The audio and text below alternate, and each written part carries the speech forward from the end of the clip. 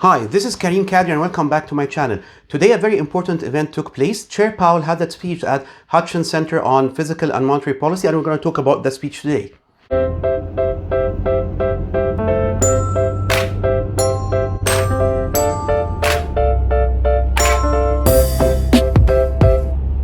Okay, so today we're going to talk about the speech, Chair Powell's speech, but I want to caution you before we start that economy is my passion. I used to teach economy in a number of universities. Usually when I start talking about economy, I never stop. But anyway, I promise to try and make it concise, to try and summarize the issue and not keep on rambling and rambling. However, if you felt that you're not interested in any of the points I'm talking about, please refer back or look at the description below. You will find the contents. Pick whatever point you want to like and skip the others. And using the contents, you would be moved directly to that point. So in today's video, I'm gonna split our talks into four main sections. The first section is a historical or a background on how did we get where we are right now. Secondly is the main points from Chair Powell's speech. Third is my view and the view of based on the other economists on what's the speech mean. Fourth is how does this affect our housing market? So let's start with the first section, which is how did we get where we're at right now? So until 2019, we had a normal economy with its positives and negatives, normal economy with the different forces. 2019, we were hit with the corona pandemic, the COVID. It hit us all, the whole globe. Everybody was affected with that. So how did it affect us? It affected both sides, supply and demand. Now, so the relation between supply and demand determined the pricing of everything. On the demand side, we had huge pressure on demand. Why? First, desirability. A lot of people desired to buy a lot of stuff because they were afraid, they were panicking. What's going on? Are we going to die? What's happening with the globe? On the other hand, we're going to be locked down, so let's buy whatever we can. Secondly, the government was pushed in order to prevent an economic meltdown across the globe. A lot of governments were pushed to apply quantitative and fiscal easiness, which led to a flooding of money into the hands of the people. So people had and companies had a huge purchasing power coupled with desire, and accordingly there was huge demand. On the other hand, on the supply side, we had a lot of disruption when it comes to logistics and supply chain, and accordingly supply got hit big time. Why did we have that disruption? Because of COVID as well. There was a lot of shortages in working people because of the lockdowns, because of people getting sick, because of a lot of things. Anyway, we had shortage in supply. We're still in that same situation. So an increase in demand, decrease in supply led to increasing in prices of everything, which is basically inflation. Inflation is increasing in pricing. So we got into an inflationary period. Now, most economists and politicians are extremely scared of inflation because historically and economically, it's believed that inflation is one of the most destructive elements to any economy, to any civilization, as a matter of fact, such as the Roman Empire. But this is an historical issue. Let's go back to our current days. So the politicians and the economists got afraid of the inflation and they decided to start tackle and fight inflation. So in order for any government to tackle inflation, they have two main set of tools, the monetary tools and the physical tools. Today, we're going to concentrate on the monetary tools, which are handled by the Fed, the Federal Reserve. Now, the chairman of the Federal Reserve is Chair Powell, and he has his own council and they make decisions. At the beginning of this year, they started to come harsh on inflation. Now, the way they fight inflation, that they start fighting demand because the Feds only deal with demand. They has nothing to do with supply. So they started increasing the interest rates. We've seen historical interest rates hikes. Historical in terms of the intensity of the hikes and the sequence of them. They came consecutively over very short term, for a short period. What did this lead to? It led to people panicking. And companies, when people panic and companies panic, they stop spending, which damping a little bit the demand. And to be honest, it actually had a real material effect on their purchasing power. So they weren't able to buy as they used to. So this really led to a decrease in demand. So this is where we're at right now. Now, the second point is, let's summarize the main points from Chair Powell's speech. Why are we that concerned? Doesn't that has to do with the states? Yes, it does. But the states has the biggest economy and their economy is linked to every other economy in the world. And accordingly, whatever happened in their economy affects the whole world. Again, Here in Canada, we're highly linked to the States. So whatever happens there, it affects us very much. As well, I looked at our numbers and our trends, and we're moving in the same direction as the US trends. So whatever applies to them applies to us as well.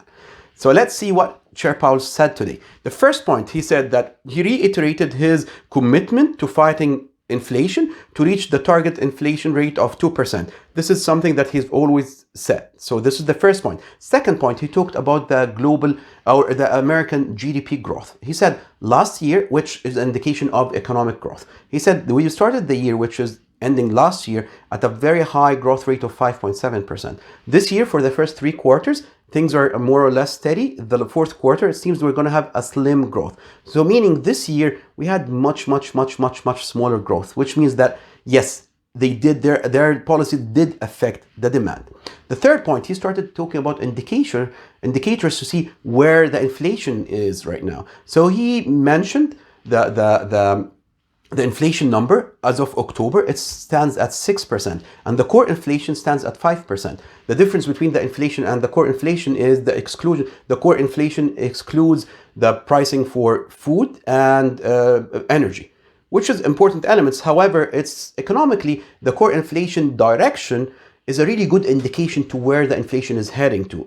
And Chair Powell reiterated that point as well. He also confirmed that he's more concerned about the general inflation rather than the core inflation. However, he said, I'm going to concentrate on the core inflation because it shows the direction.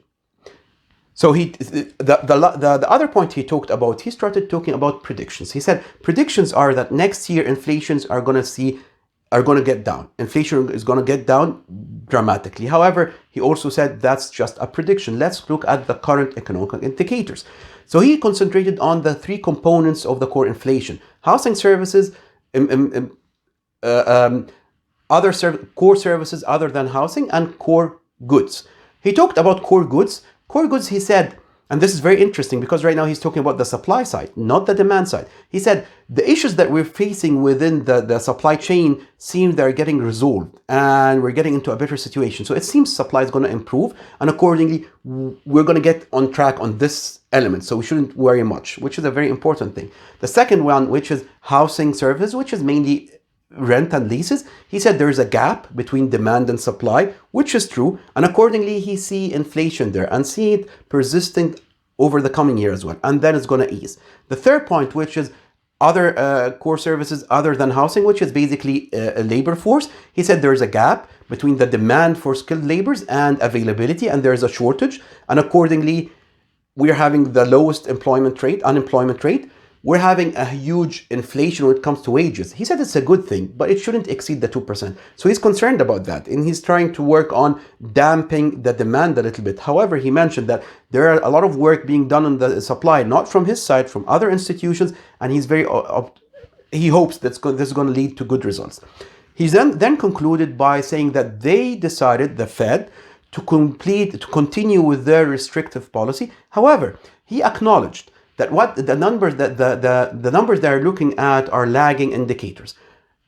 Lagging indicators means whatever we're looking at right now is the effect of something that took place in the past, not the current situation. So if I'm looking at the lagging indicator right now, what I'm seeing is the effect of something that took place maybe 3 months back or 6 months or even further back, but not what we're seeing right now. And accordingly, he said, we might decrease our intensity in our fight a little bit. So he said they're going to keep on increasing rates. However, at a very small intensity, meaning smaller hikes, and witness and see what's going on. And he said that's going to start applying from the coming meeting in December. So this includes the second section, which is the main points from Chair Powell's talk. Now the third section, which is my analysis and take on what he said, which is in line with a lot of think tanks and economists' beliefs. The first thing, let me explain to you, why were people concerned when interest rates started getting a lot of hikes and increases? Because it's known that the Feds always follow lagging indicators. And I mentioned and I explained what a lagging indicator. Lagging indicator is an indicator that shows something that took place in the result of something that took place in the past, not something current. Which means that if they start basing their decisions on lagging indicators and started fighting inflation further and further, By the time that they find the indicator saying that you should stop your fight now or you should start easing a little bit, we might have crossed or passed that balancing point, which means we have a risk of getting into a depression rather than a recession. Right now, technically, we're in a recession, but recession is not a scary word as people think depression is. So economists were concerned that we might get into a depression. And we're afraid that it might be very late. And if that took place, we're going to face a huge, lengthy period of not good economical era. So that's what they were concerned about. Now, in his talk today, he really relieved that stress from many angles. Let me share with you my take on what he said. First of all, I really appreciate the fact that he concluded by saying we're following lagging leads. So he acknowledged that. Secondly, he started talking about the effect of supply. It's not his core task, but it's very important that right now we see that he's looking at the effect of the other side of the equation, which is supply, and he's thinking things is improving. Maybe I shouldn't be that harsh on demand.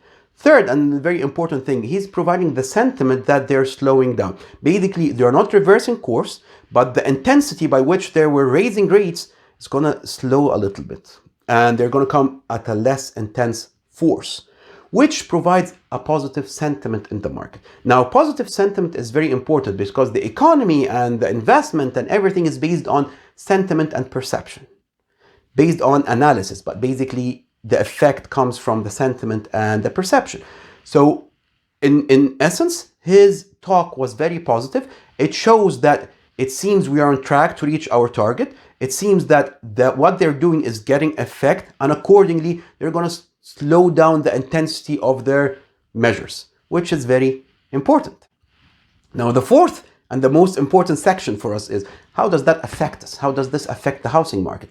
Now, if you would like to refer back to my video titled Housing Market Predictions, I talked about where we're at, where we might be heading according to the numbers, and I showed that the relation between supply and demand in the real estate market affects everything. So this is very important. Now, as we see right now, with what's taking place on the short term, in the demand side, we saw evidence that there was a drop in demand. And this demand was caused from two angles. First is ability and second, willingness. However, we've seen in that video that the ability is not the major driving force, it's the willingness.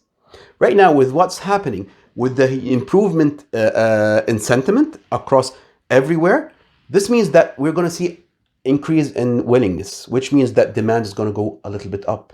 And ability as well is going to improve because of what he said, the interest rate is not going to grow as much. And accordingly, people might find sources to get money, sources to get mortgage, and accordingly, the ability might increase. Yes, there's a concern that he said he's going to fight this labor growth and wages growth. However, given this huge gap between supply and demand, I think the labor are still safe. So this in terms of demand on the housing market. So we're going to see a hike in demand. Where it comes to supply, what's happening right now with the interest rates? Now, we've seen the last couple of weeks a drop in the governmental bond yields. Now, long-term bonds is what determine the mortgage rates. On the banks and the lender side, they already reacted to that. So the governmental bond, we've seen a drop of 60 basis points when it comes to the yield. A basis point is basically 0.01%. 60 basis point is huge when it comes to the financial market. Now, this has been reflected. Right now, we're seeing banks and lenders dropping their mortgage rates between 10 to 15 basis points, which is a huge thing. It doesn't mean that the rates are going to go down specifically necessarily, but what means that the intensity and the trend of keeping increasing the interest rates has slowed down. It might plateau, it might not, but at least it's slowed down. So this is an indication that we're approaching the turning point or the plateau point. It doesn't have to be now, but we're approaching it. So this is a good sentiment as well. This is going to increase the ability of people to get mortgage at reasonable rates because we're going to get into a balanced period. We shouldn't be concentrating on rate going down because Chair Powell said we're going to see this consistently. We're not going to see dropping rates soon. On the other hand, on the supply side, when it comes to the housing market, now the improvement, the perceived improvement as per Chair Powell in the supply chain means, and the drop and the stability or the perception of stability in the interest rate means that for materials we're going to see sort of availability of materials because of the resolvement of the supply chain issues. So we're going to see building material. On the labor side, he's attacking, or he's tackling, it affects the whole globe, the shortage in the labor force. We as well in Canada, we're applying the same measures. So we're going to see more ability of working force in the supply side. So this means that we might see increase in the supply side. So we're getting more into that balancing state that we're looking for. So to conclude, right now, Chairman Powell speech is very positive. It's providing a very positive sentiment. As a matter of fact, the stock markets today reflected that very positively. Secondly, on the housing market, we're seeing drop in the mortgage rates. This has taken place already between 10 to 15 basis points. Third, it seems that we're going to see a little bit of hikes in terms of activity in the market. And accordingly, now is a good time to act. Refer back to my video about is now a good time to buy homes or not to know further about that. I hope you enjoyed this video. Please reach out if you have any questions. If you need any help with anything, you can find all my contact details in the description below. Keep on following my videos. Subscribe, please share the video, comment here in YouTube. Thank you very much, and until my next video, stay safe.